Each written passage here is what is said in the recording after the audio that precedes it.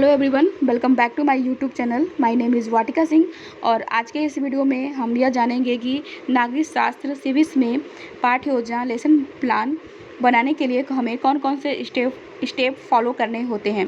But before starting this video we would like to say something to you. Please like and share this video and subscribe my channel Vatika Singh and don't forget to put on the notification bell so that you don't miss the upcoming video.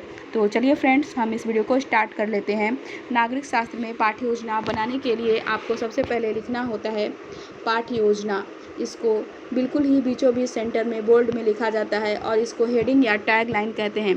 तो पहले मैं बता दूं कि यह पाठ्य योजना क्या होता है। पाठ्य योजना किसी पाठ के आवश्यक बिंदुओं की एक रूपरेखा होती है जिसे कि हम पाठ्य योजना कहते हैं। उसके बाद आप लिखते हो विद्यालय का नाम। आप जिस भी विद्यालय से अपना बीएड, बीटीसी, डीएलएड कर रहे होते हैं उस विद्यालय का आपको यहाँ पे नाम लिखना होता है। उसके बाद आप लिखते हो दिनांक। जिस भी डेट को आप अपनी पाठ्य योजना बनाते हो उस डेट को आपको यहाँ पे दिनांक में लिखना होता है। उसके बाद आप लिखते हो विषय। जिस विषय में आप अपनी पाठ्य योजना को बना रहे होते हैं उस विषय को आपको विषय में लिखना होता है। उसके बाद आप लिखते हो चक्र। बच्चों को टीच करने के दौरान जो भी पीरियड आपको बच्चों को पढ़ाने के लिए मिलता है उसी पीरियड को आपको चक्र में लिखना होता है। उसके बाद आप लिखते हो कक्षा। आप जिस भी कक्षा के लिए अपनी पाठ्य योजना बनाते हैं उस कक्षा को आपको कक्षा में लिखना होता है। उसके बाद आप लिखते हो अवधि। टीचिंग करने के दौरान या लेसन प्लान बनाने के दौरान जो समय आपको दिया जाता है उसी समय को आपको अवधि में लिखना होता है। उसके बाद आप लिखते हैं प्रकरण। यहाँ पे हमारा प्रकरण है ग्राम पंचायत। प्रकरण से मैं आपको यह बता दूं कि यह प्रकरण क्या होता है। ये जो प्रकरण होता है यह पाठ का नाम होता है। इसको बिल्कुल ही बीचों बीच सेंटर में बोल्ड में और बहुत सुंदर ढंग से आपको इसको लिखना होता है। उसके बाद आप लिखते हैं सामान्य उद्देश्य। तो पहले मैं बताऊं कि यह सामान्य उद्देश्य क्या होता है।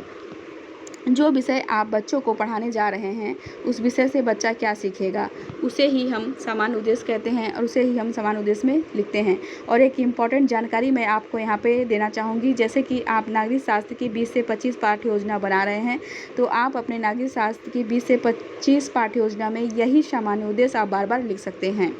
सामान्य उद्देश्य में लगभग आपको अपने विषय से रिलेटेड 5, 6, 7, 8 पॉइंट्स लिखने होते हैं। तो यहाँ पे सामान्य उद्देश्य में हमारा पहला पॉइंट्स है छात्रों को नागरिक शास्त्र के विषय में रुचि जागृत करना। दूसरा पॉइंट्स है छात्रों को ग्राम पंचायत के विषय में जानकारी देना। तीसरा पॉइंट्स हमारा यहाँ पे है छात्र अपने नागरिक जीवन के अधिकारों एवं कर्तव्यों का प्रयोग करते समय इस ज्ञान का प्रयोग कर सकेंगे। चौथा पॉइंट्स हमारे यहाँ पे है छात्रों में ग्राम पंचायत से संबंधित पत्र पत्रिकाओं को पढ़ने की रुचि विकसित हो सकेगी। पांचवा पॉइंट्स हमारे यहाँ पे है छात्रों में ग्राम पंचायत के प्रति विधेयात्मक अभिवृत्ति विकसित हो सकेगी। उसके बाद आप लिखते हैं विशिष्ट उद्देश्य। तो पहले मैं बता दूं कि ये विशिष्ट उद्देश्य क्या होता है।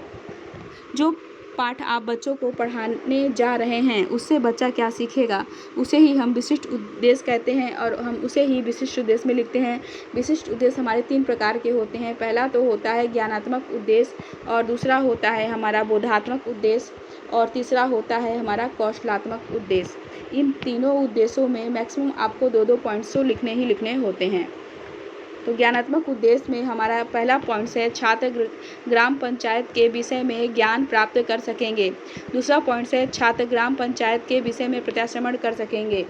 बोधात्मक उद्देश्य में हमारा यहाँ पे पहला पॉइंट्स है छात्र ग्राम पंचायत व उसके कार्यों की व्याख्या कर सकेंगे। दूसरा पॉइंट्स हमारे यहाँ पे है छात्र ग्राम पंचायत का चयन कर सकेंगे। कौशलात्मक उद्देश्य में पहला पॉइंट्स हमारा यहाँ है छात्र ग्राम पंचायत को चार्ट द्वारा प्रदर्शित करने का कौशल विकसित कर सकेंगे। दूसरा पॉइंट्स हमारा यहाँ पे है छात्र ग्राम पंचायत के प्रति अपने भाव व विचार प्रकट करने का कौशल विकसित कर सकेंगे। उसके बाद आप लिखते हो सहायक सामग्री। तो पहले मैं बता दूं कि यह सहायक सामग्री क्या होता है। आप बच्चों को पढ़ाने के दौरान ब्लैक बोर्ड में जिन सामग्री का यूज करके बच्चों को वह टॉपिक एक्सप्लेन करते हैं, बच्चे को वह टॉपिक क्लियर करते हैं, उसी सामग्री को सहायक सामग्री कहते हैं। और सहायक सामग्री के रूप में आप लिख सकते हो चाक, डस्टर, लपेट, श्यामपट्ट, प्रकरण से संबंधित सहायक सामग्री आदि। उसके बाद आप लिखते हैं पूर्व ज्ञान। तो पहले मैं बताऊं कि यह पूर्व ज्ञान क्या होता है। ये जो पूर्व ज्ञान होता है लगभग सभी का एक समान होता है, बस यहाँ पे क्या होता है पाठ का नाम चेंज कर दिया जाता है। पूर्व ज्ञान में आप एक लाइन लिख सकते हैं छात्र ग्राम पंचायत के विषय में सामान्य जानकारी रखते हैं। उसके बाद अब बच्चों से प्रस्तावना प्रश्न करते हैं, जिसके लिए आप 3 कॉलम बनाएंगे। पहला कॉलम तो आप बनाएंगे क्रम संख्या का कॉलम, जिसमें कि आप छात्रों से पूछे जाने वाले क्वेश्चन के क्रम को लिखेंगे। दूसरा कॉलम जो है कि आप बनाते हैं छात्रा अध्यापिका क्रियाओं कॉलम, जिसमें कि आप छात्रों से प्रश्न पूछते हैं। तीसरा और लास्ट कॉलम जो है कि आप बनाते हैं छात्र छात्रा अनुक्रिया का कॉलम, जिसमें कि छात्र आपके पूछे जाने वाले क्वेश्चन के आंसर को देते हैं। तो यहाँ पे पहला क्वेश्चन हमारा छात्रों से है, हम किस देश में रहते हैं? तो छात्र आंसर देते हैं, हम भारत देश में रहते हैं। दूसरा क्वेश्चन हमारा यहाँ पे छात्रों से है, भारत की अधिकांश जनसंख्या कहाँ निवास करती है? तो छात्र आंसर देते हैं, भारत की अधिकांश जनसंख्या गाँव में निवास करती है। तीसरा क्वेश्चन हमारा यहाँ पे छात्रों से है, ग्रामीण लोगों की प्रमुख सामाजिक समस्या क्या होती है? तो छात्र आंसर देते हैं, ग्रामीण लोगों की प्रमुख समस्याएं हैं बिजली, जल निकासी, स्वास्थ्य संबंधी आदि।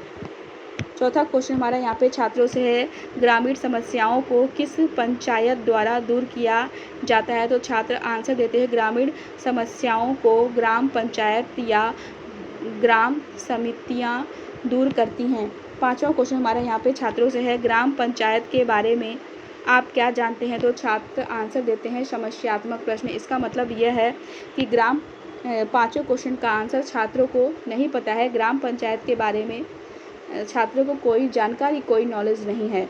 उसके बाद आप लिखते हैं उद्देश्य कथन।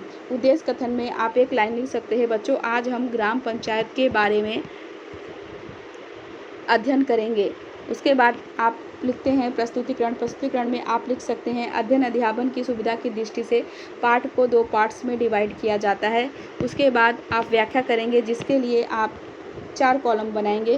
पहला कॉलम तो आप बना देते हैं शिक्षण बिंदु का कॉलम, जिस कॉलम में आप व्याख्या करने वाले टॉपिक का नाम लिखेंगे। दूसरा कॉलम जो है कि आप बनाते हैं छात्रा अध्यापिका क्रियाओं का कॉलम, जिसमें कि आप व्याख्या करेंगे। तीसरा कॉलम जो है कि आप बनाते हैं छात्र छात्रा अनुक्रिया का कॉलम, जिसमें कि आप लिखेंगे छात्र ध्यानपूर्वक व्याख्या को सुनेंगे। चौथा और लास्ट कॉलम जो है कि आप बनाते हैं श्यामपट्ट कार्य का कॉलम, जिसमें कि आप व्याख्या करने वाले मुख्य पॉइंट्स को लिखेंगे। तो अब हम व्याख्या कर लेते हैं।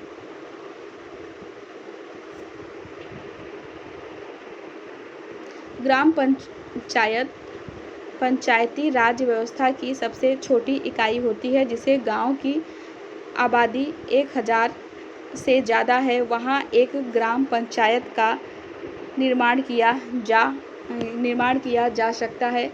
यदि गांव की आबादी 1000 से कम है तो पास के गांव को मिलाकर एक ग्राम पंचायत का निर्माण किया जाता है। ग्राम के सभी स्त्री पुरुष ग्राम पंचायत के सदस्य होते हैं। सदस्यों का निर्वाचन नहीं होता है। प्रत्येक ग्राम पंचायत में एक ग्राम प्रधान व 9 से 15 सदस्य होते हैं। ग्राम पंचायत की अधिकांश आबादी 5000 से ज़्यादा नहीं होती। इसका कार्यकाल 5 वर्षों का होता है। विशेष परिस्थितियों में राज्य सरकार इसे समय से पहले विघटित कर सकती है।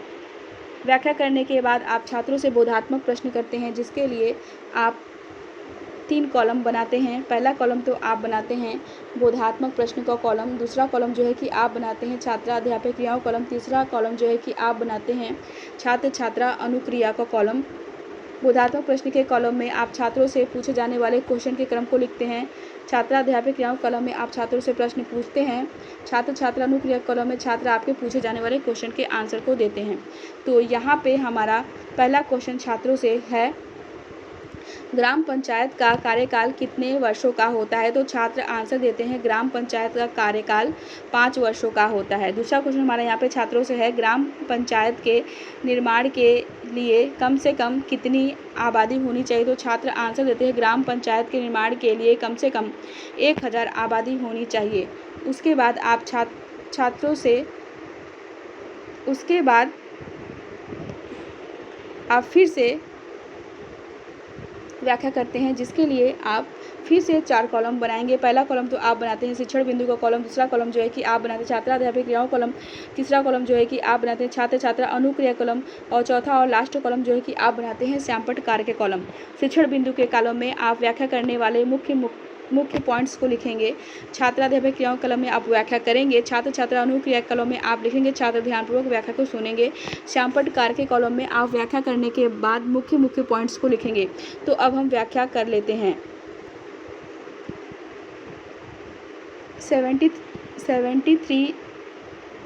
73 वे संविधान संशोधन के द्वारा ग्राम पंचायतों को संवैधानिक स्तर प्रदान किए गए हैं। ये विषय स्थानीय स्तर के कार्यों से संबंधित है।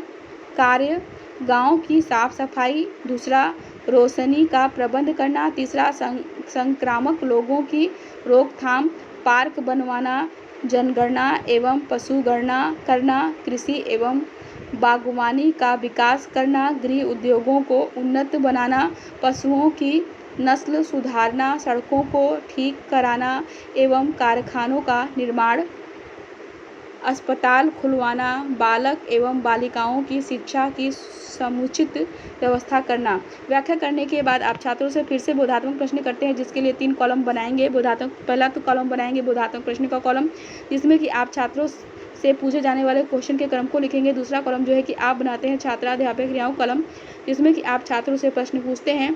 तीसरा और लास्ट कॉलम जो है कि आप बनाते हैं छात्र छात्रा अनुक्रिया कॉलम, जिसमें कि छात्र आपके पूछे जाने वाले क्वेश्चन के आंसर को देते हैं। तो यहाँ पे पहला क्वेश्चन हमारा छात्रों से है, ग्राम पंचायतों को कितने विषय प्रदान किए गए हैं। तो छात्र आंसर देते हैं, ग्राम पंचायतों को 29 विषय प्रदान किए गए हैं। दूसरा क्वेश्चन हमारा यहाँ पे छात्रों से है, गांव की साफ सफाई एवं विकास कार्य कौन कराती है। तो छात्र आंसर देते हैं, गांव की साफ सफाई एवं विकास कार्य ग्राम पंचायत कराती है। उसके बाद आप छात्रों को गृह कार्य देते हैं। गृह कार्य के रूप में आप छात्रों को दे सकते हैं, सभी छात्र ग्राम पंचायत का अध्ययन करके आएंगे। इस तरह से आप नागरिक शास्त्र सिविक्स में आसानी से पाठ्य योजना बना सकते हैं। तो हम आपसे फिर से मिलते हैं अपने नेक्स्ट वीडियो के साथ। Thank you for watching my video and subscribe my channel. अगर आपको लेसन प्लान पाठ्य योजना में कोई दिक्कत आती है, कोई प्रॉब्लम होती है, या कोई क्वेश्चन आपसे मुझसे पूछना हो, या आपको किसी भी विषय में पाठ्य योजना बनाने में कठिनाई आ रही है, तो आप मुझसे बोल सकते हैं कमेंट सेक्शन में। मैं आपको पाठ्य योजना बना के दूंगी। मैं आपसे फिर से मिलती हूँ अपने नेक्स्ट वीडियो के साथ।